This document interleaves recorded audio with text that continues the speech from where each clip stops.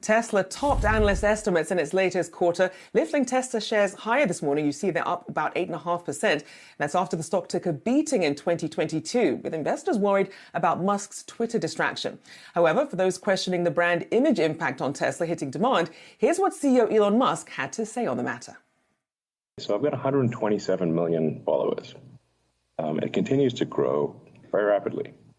That suggests that I'm, reasonably popular. I'm the most interactive account, social media account, I think, maybe in the world, certainly on Twitter. And that actually predated the Twitter acquisition. So I think Twitter is actually an incredibly powerful tool for driving demand for Tesla. Well, for a closer look on Tesla and the road ahead, we have Ross Gerber, Gerber Kawasaki Wealth Investment Management. Good to see you, Ross. So I want to ask you about what Musk said there, because popularity on Twitter doesn't necessarily equal demand. What do you think about that correlation that he's making here? Well, I think it's a little bit naive in the sense of, a lot of people follow people just to watch the train wreck, kind of thing, too. So I don't think all my followers are actually fans of mine, to be honest, on my Twitter account. So, you got to be careful with that. But I think his perception of Twitter's reach is a little off.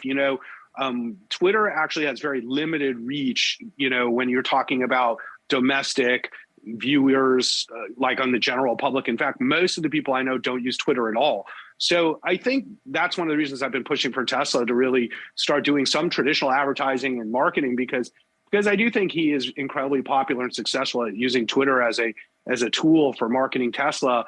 But there's also been some negative with him using Twitter as a tool.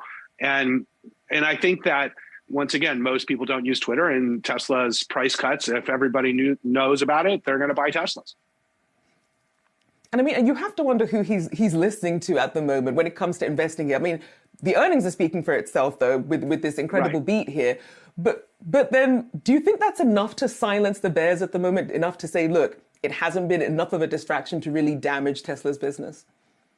I think the thing here that really impressed me is I really do think Elon has been very preoccupied with Twitter, but the Tesla team deserves the credit 100% for this quarter and the achievements that they continue to make. The Tesla team, and you're starting to see a broadening out of the different characters who work at Tesla, and starting to get to know these people who have really done a great job despite a lot of adversity last year. And as we go into this next year, it's going to be Tesla's best year ever. So I give credit to the Tesla team, from Martin, Martin Biace, in charge of investor relations, poor guy, to all the different operators, Zach and Drew, and the whole team there, just really, really executing and working hard. So I give them a lot of credit. And Ross, I want to toss to this soundbite we have here from when you were on Yahoo Finance in December, sort of really about navigating the space with Elon. Take a listen. I'm an investor in Tesla, and I'm going to stay as an investor in Tesla. And I represent my investors who are invested in Tesla and the Tesla community, and we care about Elon. But when your friend goes astray, you can either be the type of friend who doesn't say anything, or you say something and maybe that person doesn't like it so much, but hopefully he understands that I'm trying to do what's best for everybody. So then, Ross, with that in mind, then, how active do you want to be? Will it require you to get on the board to really see the sort of changes that you'd like to see at Tesla? Actually not. In fact, it's funny you ran that quote, because I think, we did that Twitter Spaces where Elon and I actually had a sort of, I guess, digital face-to-face conversation.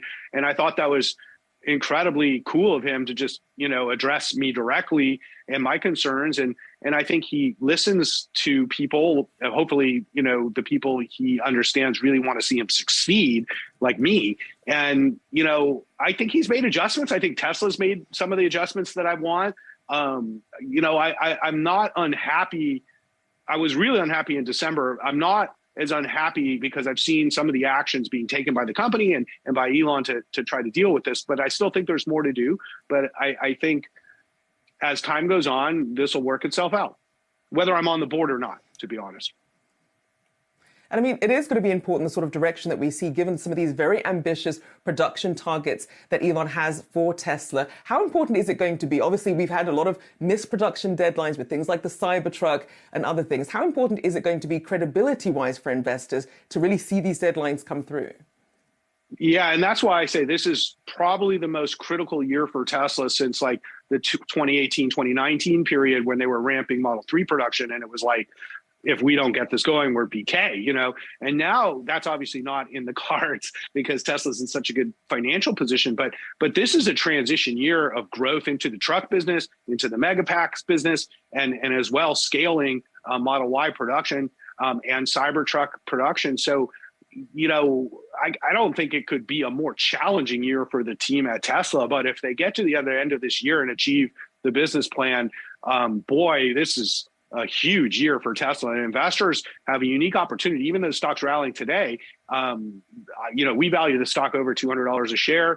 I think earnings estimates are now too low for Tesla. Everybody's downgraded their estimates. Expectations are very low for Tesla.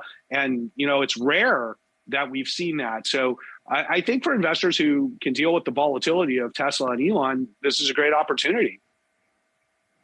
And of course, a lot of that assuming that Elon, you know, sticks to his word, doesn't sell any more shares of Tesla, because you're obviously still concerns about some of this Twitter debt coming due. But then in the call, we also saw that CFO Zachary Kirkhorn talking about the company attacking every other area of cost and unwinding cost increases created for these multiple years of COVID-related instability. Where then do you think, or would you like to see Tesla perhaps get more lean so that it can invest more in some of the growth that's needed to meet these production targets? Well, Tesla's pretty lean, you know, like it's not a bloated company in any way. I think it's really more about, you know, their costs for transportation, their costs for inputs like aluminum or lithium and such. So we're seeing all those costs go down, and they do have contracts that are longer term. So how that all works itself out, we'll have to see. But they're relentless cost cutters during the ramp. And we saw this in 2019 under Jerome Guillion, where as they ramp, they find efficiencies in their production lines that, you know, bring down costs.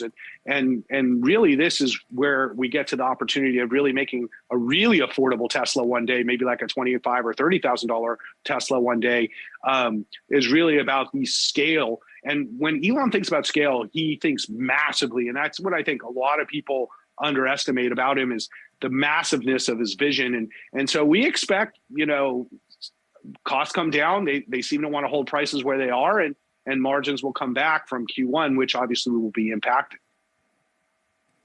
Indeed, and keeping an eye on perhaps the Chinese competitor that he mentioned, right? Whoever that may be, who might take the throne, if not a legacy. Well, US it's BYD. Thank you so much.